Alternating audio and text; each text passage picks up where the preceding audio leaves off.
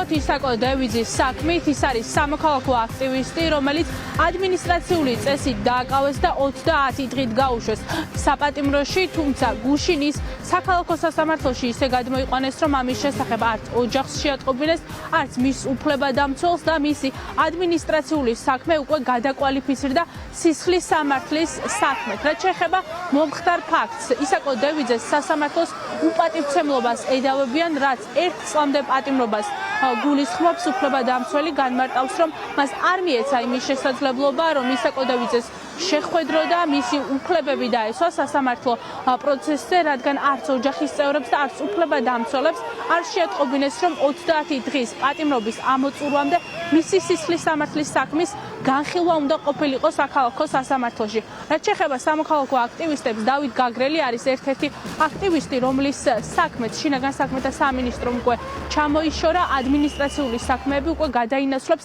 სისხლის სამართალში. საქმე ეხება ტროტუარზე დგომას. კიდევ რაც შეეხება ქალ აქტივისტს ნინო ბარძიმაშვილს, როგორც უფლებადამცველები განმარტავენ, ის ადმინისტრაციული წესით გაუშვეს საპატიმრო დაწესებულებაში.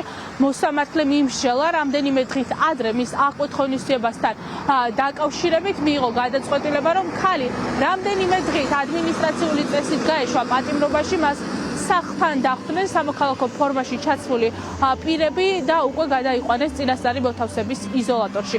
ისაკო დევიძეს დღეს შეხვდება მისი უფლებადამცველი და მეტი დეტალი გახდება ცნობილი. ახლა მთავარი კითხვა, რა მტკიცებულება აქვს საგამოძიებო უწყებას ისაკო დევიძის წინააღმდეგ? ისაკო დევიძე არის ერთ-ერთი ახალგაზრდა, რომელიც ამ წინააღმდეგობებში იყო ყოველთვის ჩართული, ამ უწყვეტი პროტესტის ნაწილი იყო და ქართული ოცნება ცდილობს ახლა რომ მაგალითი აჩვენოს ახალგაზრდებს ამ ახალგაზრდით, რომ თუ იქნებიან წინააღმდეგობაში, მოუწევთ საბოლოო ჯამში რეპრესიების გამო იჯდეს ციხეში და იჯდეს ციხეში ძალიან დიდი ხნის განმავლობაში. სწორედ ეს გააკეთა ქართულმა ოცნებამ, სრულიად უკანონოდ, სრულიად უმიზეზოდ ამ ახალგაზრდას შეუქმნა პრობლემები, გამოგონა ბრალი და ახლა ისაკოს ემუქრება ერთწლიანი პატიმრობა. ისაკო დევიძის მაგალითი რაც ნახეთ არის, რომ ყველანაირი სამართლებრივი ნორმა დაირღვა, ანუ არც ადვოკატს აცნობეს, რაც ოჯახის წევრს სასამართლო ისე ჩაუტარეს, შსს იქცევა ანუ ამორალურად ვერც ხვდები რა უნდა გააკეთო. აქ მოხვალ და მოგიწევს გზიდან გადადიო, მაგრამ ტროტუარზე მაინც აგიჭერენ. საბოლოო ჯამში რაღაცა ესეთ წრეში ვართ, რომ ვერ ხვდები რა არის კანონიერი და რა უკანონო. რეჟიმს სურსო პროტესტი ესე თქვა ჩაახშოს და არც საფეხმავლო ბილიკზე აღარ გაგზავნეს, როგორც არის პარლამენტის მიმდებარე ტერიტორია. და ამის ნათელი მაგალითია თუნდაც ის, რომ რამდენიმე ათეულ ადამიანს უკვე სისხლის სამართლის ემუქრება პატიმრობა. და იგივე შემთხვევა შეიძლება იცვას ისაკო დევიძეს მიმართებაში, რომ რეჟიმს სურსო პროტესტი შეაჩეროს და ის ადამიანები, რომელიც ამ პროტესტში აქტიურად არიან ჩართული, გამოკეტონ და ესე ვთქვათ, რამდენიმე წლით ციხეში უდანაშაულოდ ყავდეთ.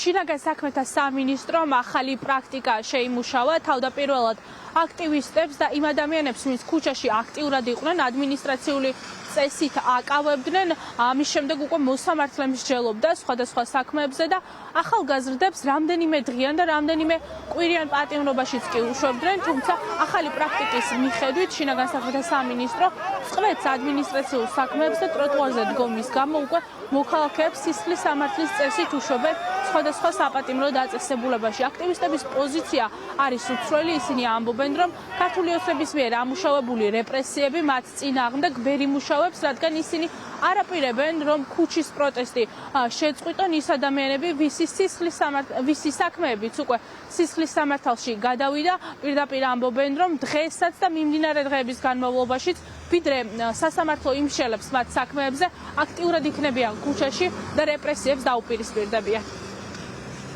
მადლობა მარიამ, პირდაპირ ეთერში მარიამ მაკასარაშვილი საუბრობდა.